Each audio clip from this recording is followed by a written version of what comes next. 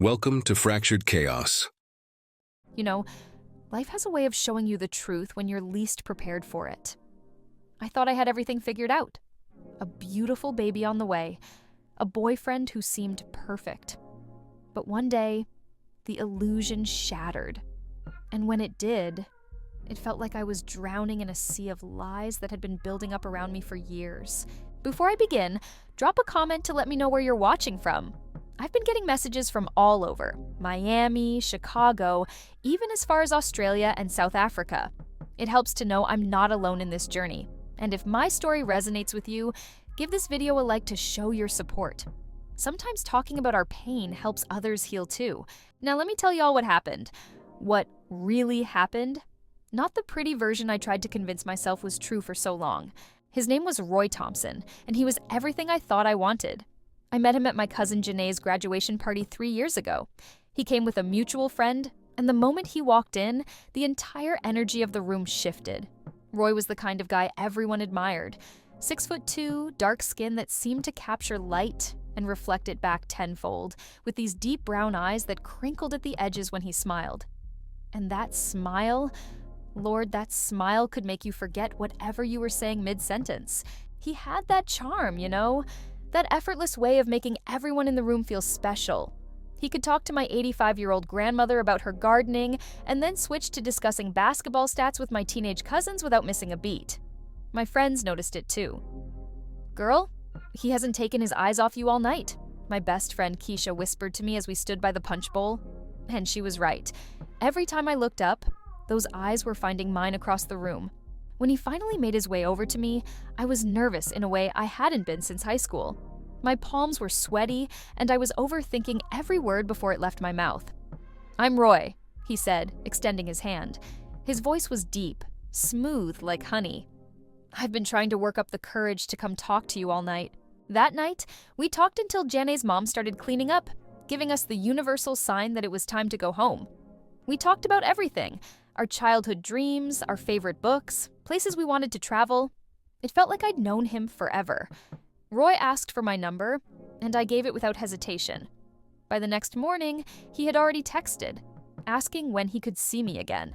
Our first date was at this little jazz club downtown called the Blue Note. Not too fancy, but intimate enough that we could hear each other talk over the smooth saxophone playing in the background. The lighting was dim, casting a warm glow over everything. Roy told me he worked in pharmaceutical sales, traveling the Southeast region. He talked about his family, his mother in Chicago, who raised him single-handedly after his father passed away when he was 12, his younger sister Tanya, who just started college at Howard University. He seemed so open, so genuine. And the way he listened when I talked about my job at the dental office, my dreams of going back to school for dental hygiene, it felt like he was memorizing every word.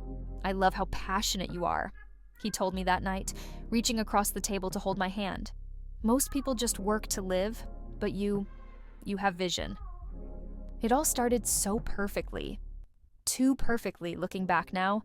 Roy was the kind of guy everyone wanted to be around. He remembered everyone's names, asked about their families, showed up with thoughtful gifts for no reason at all. We'd go out on dates, spend hours talking about the future. He told me how he always wanted a family, how he was ready to settle down. I thought I had found a man who was mature, who shared my vision of life. "I've done the partying thing," he told me one night as we sat on my apartment balcony, watching the sunset streak pink and orange across the sky. "Had my wild days back in college, now I'm looking for something real." His hand found mine in the fading light. "Someone real." We weren't just lovers, we were friends too. We could talk about anything. At least I thought we could. When my sister went through her divorce, Roy was there with me, helping me figure out how to support her. When I got passed over for a promotion at work, he brought over ice cream and let me vent all night. He seemed to understand parts of me that I was still figuring out myself. 8 months into our relationship, I found out I was pregnant. I remember staring at those 2 pink lines on the pregnancy test, my heart racing so fast I thought it might burst out of my chest. It wasn't planned. We had always been careful. But sometimes life has other ideas. I was terrified to tell him. We had talked about having kids someday, but someday wasn't supposed to be now. I rehearsed what I would say 100 times before he came over that night. But when I finally got the words out, standing in my kitchen with shaking hands, Roy was ecstatic. He picked me up and spun me around, his eyes shining with tears. "Erica," he said, setting me down and placing his hands on my still flat stomach, "this is the best news I've ever heard." He told me he wanted to raise this baby with me, build a life together. That weekend, he took me to look at houses in neighborhoods with good schools. He started talking about marriage, about our future. I should have known then that something was too good to be true, but I ignored it. I wanted to believe it so badly. My mama always told me, "When something seems too perfect, baby girl, that's when you need to look closest." But love makes fools of us all, doesn't it? And I was foolish enough to think I had found my forever in Roy. Things started to change when I hit my second trimester. At first, Roy was loving, attentive, and supportive. He came to every doctor's appointment, downloaded pregnancy apps to track the baby's development, even started talking about names and nursery colors. But as the weeks passed, I noticed little things that didn't make sense. The first time I felt something was off was when his phone rang while he was in the shower. I wasn't snooping, I swear, but the name flashed on the screen. Travis. The call ended before I could answer, but a text message followed. "Miss you. Can't wait to see you tonight." Then another. "Don't forget to delete these messages." My stomach knotted up, but when Roy came out of the shower and I asked him about it, he had an explanation ready. "Travis is a new client. Big account. He gets anxious if I don't respond right away." He kissed my forehead, his lips leaving a chill where they touched my skin. "Business dinners are part of the job, babe. You know that." And I did know that. So I let it go, even as doubt planted its first tiny seed in my mind. He started getting more distant. There were nights when he said he had to work late, but when I called the hotel he was supposed to be staying at while on his sales route, they had no record of him. "Must be a mix-up with the reservation system," he said when I asked him about it. And I wanted to believe him. I needed to believe him. Sometimes he'd be so focused on his phone, his messages hidden from view. He'd angle the screen away from me, or quickly lock it if I came into the room. When I'd ask him about it, he'd just brush it off. "Just work stuff, babe.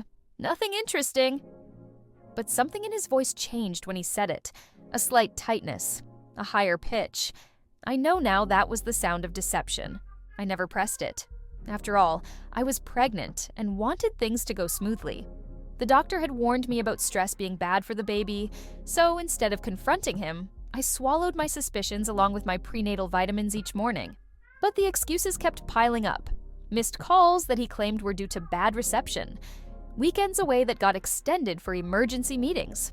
The smell of unfamiliar cologne on his shirts when he returned, a scent I'd never worn and couldn't identify. Each time I pushed my doubts down deeper. I was 5 months pregnant now, my body changing daily. And the last thing I wanted was to face the possibility that the father of my child wasn't who I thought he was. Then one night, he said something that stuck with me. We were lying in bed, my head on his chest, his hand absent-mindedly rubbing my growing belly. I mentioned how excited I was to see him become a father, how good he would be at it. He just laughed, a little too nervously. "I'm already a daddy," he said, "but I'm not ready for this." The room went still. I lifted my head to look at him. "What do you mean, you're already a daddy?" He backtracked quickly. "I just mean, to my nieces and nephews. They call me Daddy Roy." But his eyes didn't meet mine, and that statement lingered in my mind long after he fell asleep.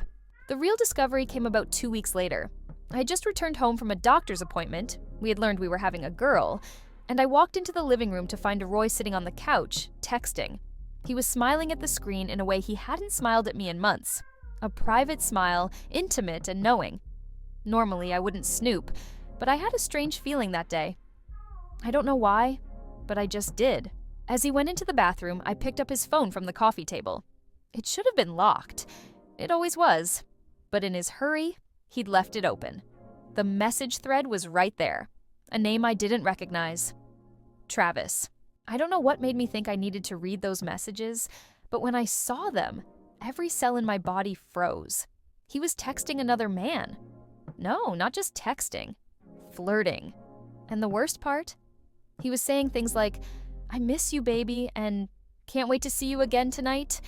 The same words, the same phrases he used to say to me. My hands trembling, I scrolled back, and there were pictures, explicit pictures, of Roy, naked, in bed with another man. Not just one picture, dozens of them, dating back months, before I was pregnant, before we had even met. I couldn't breathe. The room started spinning and I had to sit down. I thought my world was falling apart. Everything I thought I knew about the man I loved, the father of my child, was a lie. A carefully constructed fiction designed to hide who he really was. I had to confront him. I had to. So, when he came back into the room, I didn't say anything at first. I just stared at him, his phone still in my hand. And I think he knew, because his expression shifted, like watching a mask slip. He tried to smile, but it didn't reach his eyes. "What are you doing with my phone?" he asked, his voice tight. I asked him point blank, "Roy, what's going on? Who is Travis? Why were you texting him like that?" His face went pale, and for a second, I thought he might tell me the truth. But instead, he started with the excuses. He told me I was overreacting, that hormones were making me paranoid, that it was just a one-time thing, that he didn't know why he did it. He said it was a mistake, that he was just confused. He tried to grab the phone from my hand, but I held onto it. "One time," I said, my voice rising despite my efforts to stay calm. "These messages go back months, Roy, before we even met. This isn't confusion. This is who you are." But the longer he talked, the more I realized he wasn't sorry. He wasn't sorry at all. He was sorry he got caught. He paced around the living room, running his hands through his hair, becoming increasingly agitated as he realized he couldn't talk his way out of this one. He said, "Erica, don't act like you're perfect either. You think you know everything about me, but you don't. You don't know the pressure I'm under, the expectations." He was gaslighting me, making me feel like I was the one who was crazy, like I was somehow at fault for discovering his secret. But I wasn't buying it. Not this time. "What expectations, Roy? The expectation that you'd be honest with me? That you wouldn't lie to me every single day for 2 years?" I was shouting now, tears streaming down my face. "That you wouldn't pretend to be excited about our baby while you're sending pictures of yourself to another man?" The worst part? The lies didn't stop. The more I questioned him, the more he lied. He tried telling me Travis was just a friend, then that it was just online flirting, nothing physical.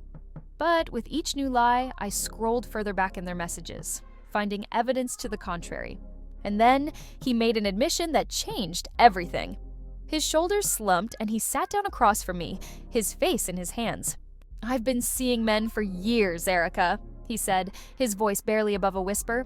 "You're just a cover-up. You were never meant to be the one." Those words felt like 1,000 needles piercing my skin all at once. He wasn't just lying to me about this one thing.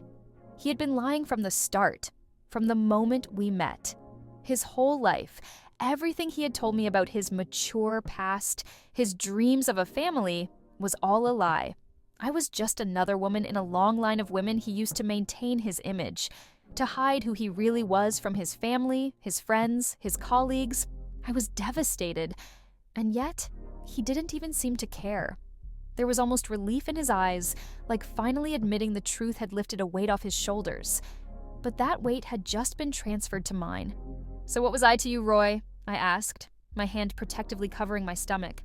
"What was this baby to you? Just part of your disguise?" He couldn't even look at me. "I do care about you, Erica, and I want to be there for the baby. I'm not who you thought I was." But here's where things got worse. As I was processing all of this, Roy dropped another bombshell. Travis wasn't the only one. There were others, multiple men he'd been seeing simultaneously while he was with me. The messages, the texts, the pictures. It all made sense now. The late nights, the work trips that seemed to come up on short notice, the times when he was unreachable for hours. He wasn't just cheating on me with one man, but with multiple men. He had been living a completely secret life. It wasn't just me he was deceiving. It was everyone in his life. His family, his friends, his coworkers, everyone. I had to know more. My world was crumbling around me, but I needed the full truth. No more lies, no more half-truths. "Who is Travis?" I demanded. How long has this been going on? Roy hesitated. He's someone I've known since college. We've been on and off for years. College. The same time Roy told me he was having his wild days. But those wild days never ended. They just went underground. I needed to hear it from someone else. I couldn't trust anything Roy said anymore, so I did something I never thought I would do. I used his phone to call Travis. Roy tried to stop me, even tried to grab the phone from my hand, but I was beyond caring about his comfort now. Travis answered on the second ring. "Hey, babe," he said, his voice warm, intimate. "I was just thinking about you." "This isn't Roy," I said, my voice steadier than I felt. "This is Erica, his girlfriend, the mother of his child." There was a long silence on the other end. Then, "I know who you are." Those 4 words hit me harder than anything Roy had said.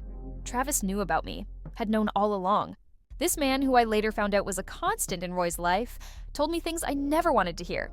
He said, "Roy doesn't want you, Erica. He's been playing you from the start. He wanted you for the image, not for you."